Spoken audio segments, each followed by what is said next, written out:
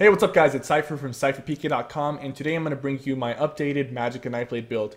I released a Magicka Nightblade build not too long ago, but the way they changed the 2H passives and they updated the dual wield passives makes dual wield a much better option for Magicka Nightblade. So it's very similar to the previous build, but the sets are a little bit different and some of the ability slots are a little bit different.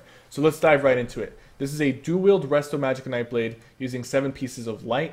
Our front bar is going to be our dual wield bar. We're using Sap Essence. Now Sap Essence is going to give us our major sorcery, which is going to give us 20% extra spell damage. It's also used very, very efficiently to pull Nightblades out of Cloak.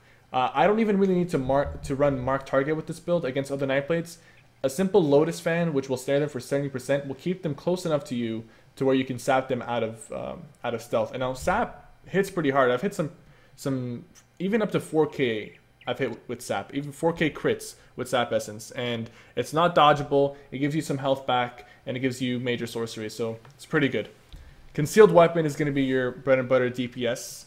You're just obviously going to be running this for extra speed and to stun them and just instant DPS. Lotus Fan, they updated this in 1.7. It's now actually really useful. It gives a 70% snare for 6 seconds, and it gives you a decent dot chance and initial damage as well. So really good, really useful to stay on top of your opponent. The snare synergizes well with Sap Essence, because if you snare an opponent and they try to run away from you and they try to cloak away from you, you'll be able to pull them out with Sap Essence because the snare is just very strong. If they don't have any snare immunity, they're pretty much screwed at that point. Mass Hysteria, obviously you're going to be running Fear just to get some pressure off of you and so you can break some shields and stuff, as in like people who are holding shield. Dark Cloak, 3 seconds of invisibility. Obviously, you're not going to make a Magicka Nightblade build without Dark Cloak. Soul Harvest. This is going to give you ultimate return on kills. It's also going to give you a decent burst. We're not using any executes. We're not using Impale. You can use Impale if you want to, but I've had more success without it. And I'm just kind of using Soul Harvest as a finisher and to boost my DPS by 20% for at least 6 seconds. Also, reducing people's healings in this meta is really, really important just because of the fact that healing is so strong and DPS is considerably lower. So Soul Harvest will help you finish off those, DKs or Templars that are heavily relying on heals to survive. Now our back bar. Now this Crippling Grasp, you can kind of switch it out if you want to.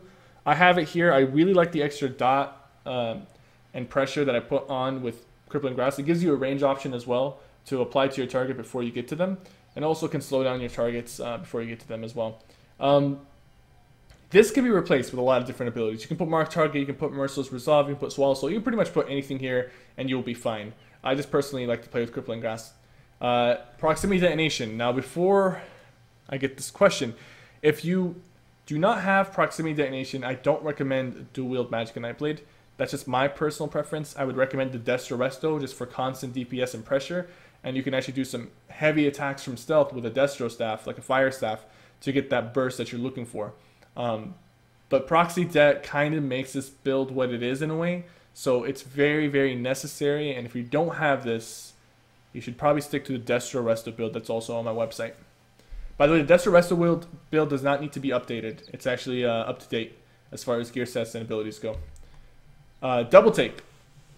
It's going to give you speed, and it's also going to give you 20% dodge chance. And it's really, really necessary to have this just because of the fact that you're using 7 light, so you're very squishy. Any extra damage that you can dodge or avoid is going to be very useful. And the speed helps you get out of tricky situations. Healing Ward. Obviously, you're going to need some sort of heal.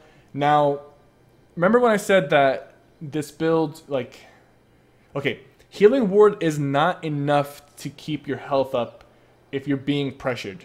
You have to play really, really well with this build using Double Take, using Shadow Image, using your Cloak and your mobility, line of sight to really, really control your health pool. And a lot of people are going to find a situation to where they're not getting their health back up because, they're not avoiding a lot of damage.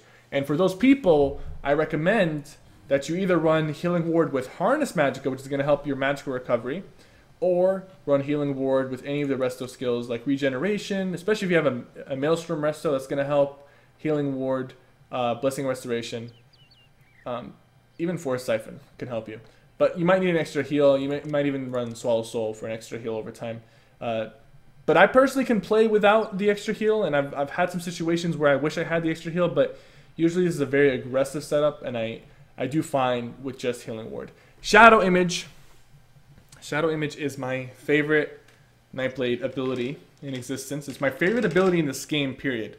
It's very unique. You guys have seen me do some crazy things with this. You put down a shade, the shade's going to hit your, a target of your choice, and it's going to reduce their damage by 15%, which is really good in 1v1s, but it's also going to allow you to teleport back to your shade if you recall to it within 20 seconds.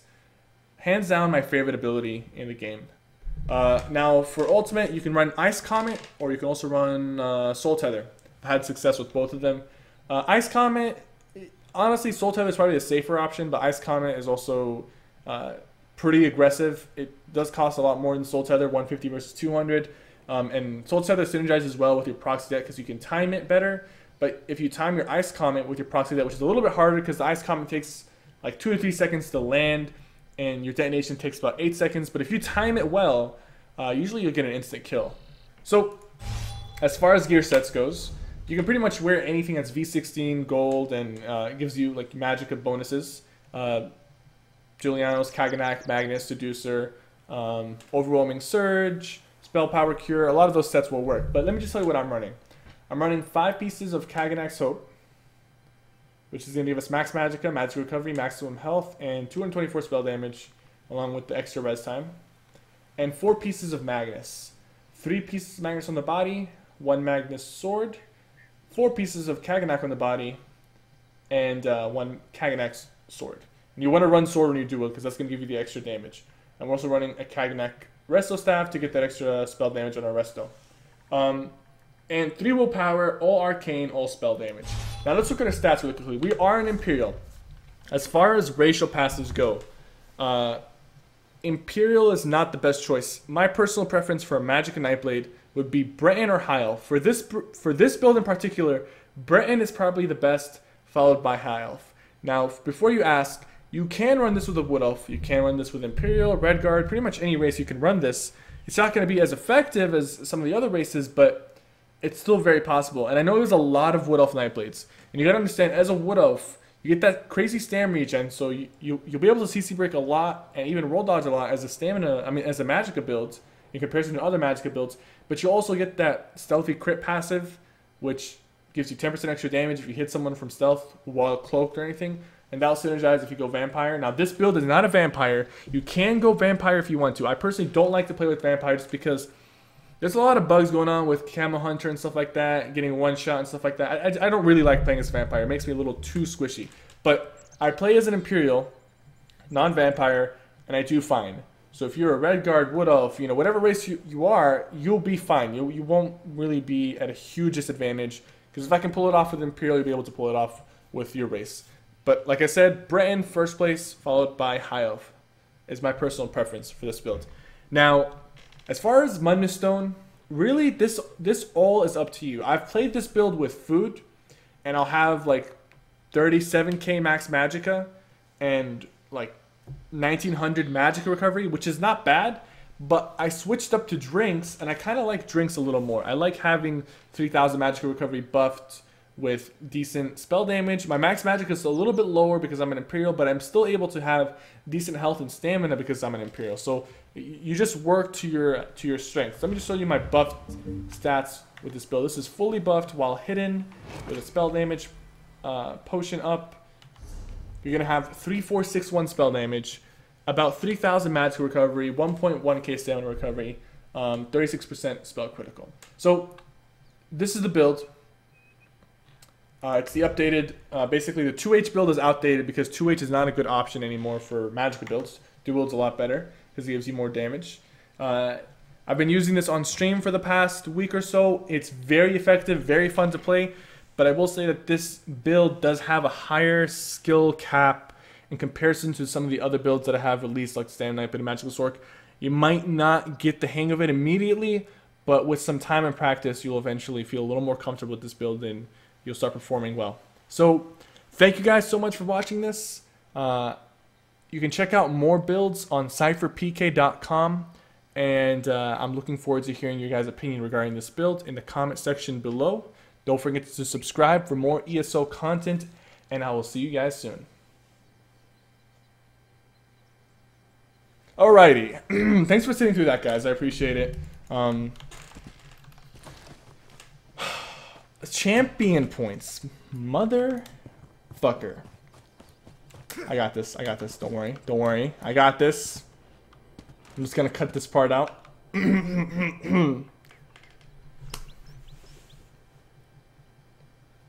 forgot to mention the champion points for this build, so I'm gonna go ahead and go through that right now. I apologize. We have about 455 champion points to spend on this character. So we're going to start with the Tower Mundus. We have 50 points into the Magician, which is going to reduce our Magicka cost. We have 92 points into the Arcanist. Definitely want to boost up our magic recovery considering we're running drinks. 10 points into Tumbling. Just a few points into here will definitely help with any character, whether you're Magicka or Stamina. 15 into Bless to increase our healing received. 37 points into Elfborn to increase our spell critical. 5 into Erosion just for some extra penetration. Nothing over here because we're not really using our weapon attacks. And over here we have 94 points into Thaumaturge to get some crazy extra magic damage. Over here we have 30% into reducing critical damage. You're not going to have a shield up all the time because you're relying on Healing Ward. So you will get crit a lot, and Resistant is going to definitely help you out in that situation. 75 points into Hardy, 31 into Elemental Defender, 13 into Bastion, and 3 into Quick Recovery. This part you can spread it out a little bit better, but I've been having success with this. I put a little more points into Bastion because my Healing Ward was a little small, but it's a pretty tanky setup considering you're in light armor. This is one of the tankiest light armor builds I've played, aside from of course Sorcerers. So that's a champion point layout. I forgot to mention that in the video, but I hope you guys benefited from that, and I will see you guys soon. Thank you guys so much for watching.